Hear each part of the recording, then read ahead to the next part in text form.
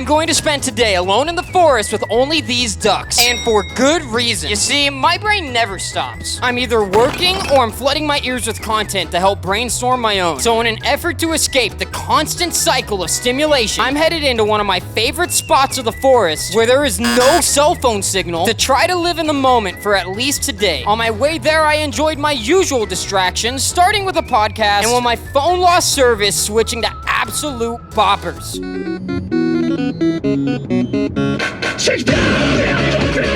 Before I knew it, I was there. I have my friends the ducks safely secured in my flannel, and I have an excessive amount of camera gear. I did allow myself to bring one more thing to help me survive alone in this forest today. My scooter, the most important survival tool ever invented by humans. If you're wondering where this asphalt came from, there actually used to be a parking lot here. But for some reason, they closed it, and now it's the perfect spot for me to find some peace. One thing I forgot to mention is I am not allowed to listen to any music. I can't call and talk to anybody. I am entirely on my own with my ducks. Which was exactly what I thought I needed, but when it came down to it, I was just as restless as usual. So I figured if I'm gonna be spending all this time with these ducks, I might as well get to know them a little better. This is Duck Lad. He enjoys long walks on the beach. This is Z-Duck, and he keeps trying to convince me that he has a master's degree in marine biology. This is Duck Turn. He sleeps all day and games all night with the boys. And this is Christopher.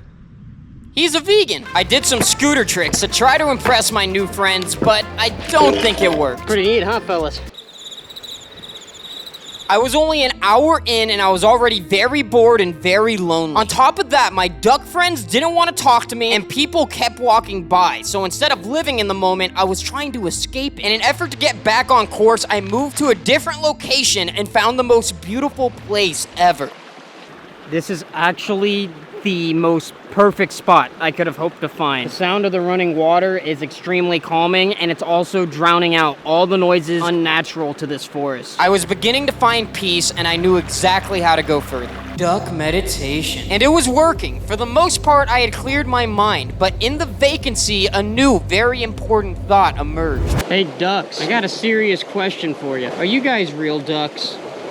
As I expected, no response. The weather's perfect, the scenery's great, I got ducks, but it just feels like something's missing. And even though it smells even better than roses out here, I think it would be even better if I could smell my friends too. And while I don't actually want to smell my friends, or do I had come to the realization that through the grind, I had to start making more time for the people I love. And that if I wanted to take time to myself, I didn't have to take time by myself. And so I raced out of the forest, back home to service, and started hitting up everybody I knew. Nobody wanted to hang out, so I reverted to my old ways for just a moment. But then Giuseppe hit me up and said him and other friends were cooking sausages. I was so excited to go that I grabbed even more ducks. Lil Bo Duck, Duck Balls, and Jerry. I got to my friend's house and gave everybody a duck to show them how much I appreciate them. And then we danced and I enjoyed the rest of my night. Thank you for watching. Subscribe. Bye.